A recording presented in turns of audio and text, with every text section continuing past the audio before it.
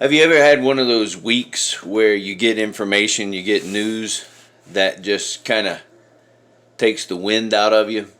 You're not sure exactly how to respond. I got some news. Uh, I don't know what when you'll see this, but my sister called, and a man that was friends of the family, neighbor,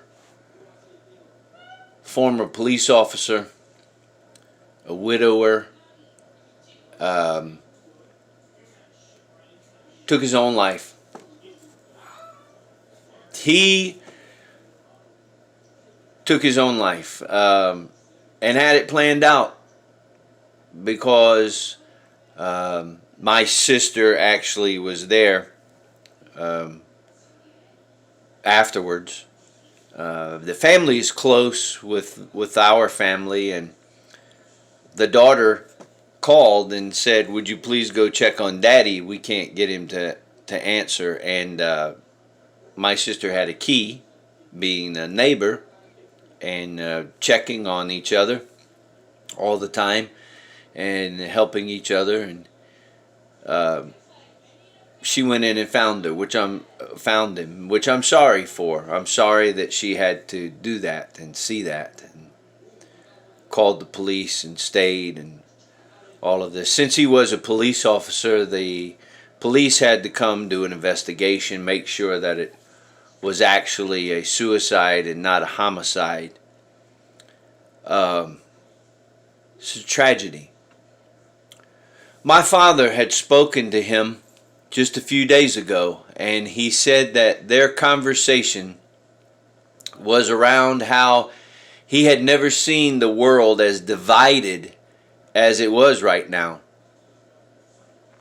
And with this COVID and lockdowns and the vaccine, and do you take the vaccine, do you not take the vaccine, he was having physical problems himself, and he decided to take matters into his own hands, literally, and he chose to take himself out.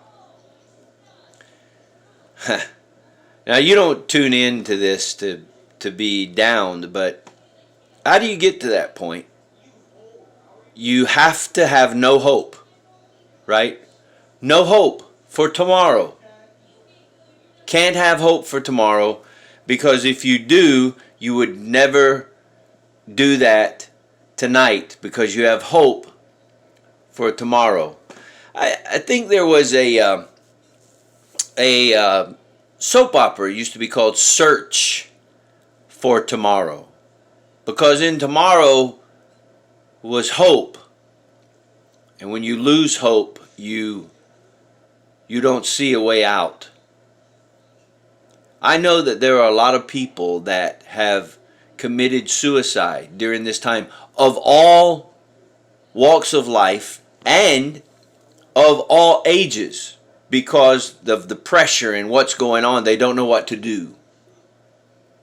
And this is a person that will be joined in those ranks and those numbers. This is someone that I know that couldn't take it. Just could not take it. I spoke with my father. He was shook up. My sister, of course. And I told him to wish the family, my best, my prayers, and my thoughts, everything positive in dealing with this. And I found it interesting how Prince Harry and Meghan Markle and their big interview, which is just everywhere, interviewed by Oprah, how Harry talked about how difficult it was to be separated from the royals. I'm sure it was difficult, and it is difficult for him. I mean, I don't know how he makes it, honestly. The home he lives in is worth $15 million. I'm sure that they have security that follows them everywhere they go. I'm pretty sure they're not lacking for anything. Their children are not in rags. I bet they have food in their pantry. I mean, their neighbor's Oprah Winfrey. Yeah, it must be tough. But is it as tough as what this family is going through right now, who lost their loved one? I suppose I'm being unfair because, I guess degrees of suffering, what you consider suffering may not be what I consider suffering. You may consider it suffering when, you don't have your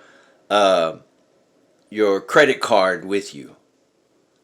I consider it suffering when I have no money to buy food. So degrees of suffering. The main thing why I continue to talk day after day after day, why I drive 3,000 miles a week, why I'll go anywhere that invites me to go, a church, a group, a corporation. You know why? Because I'm trying my best to help somebody hope again, so that they won't get that call that says, please check on Daddy. We fear he's hurt himself. And I hope that something is said that will cause you to hope again, that will cause me to hope again. 1 year ago from where I was right now, we were in a terrible, terrible state. We don't have everything that we want, but we're on the right track.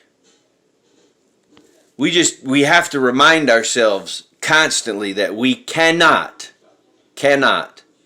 give up hope. The scripture says about Abraham, when against hope, he still believed in hope. There was a situation that was hopeless, but he still believed in hope. May we never lose hope. May you never lose hope. I pray you won't. God bless you. God love your heart.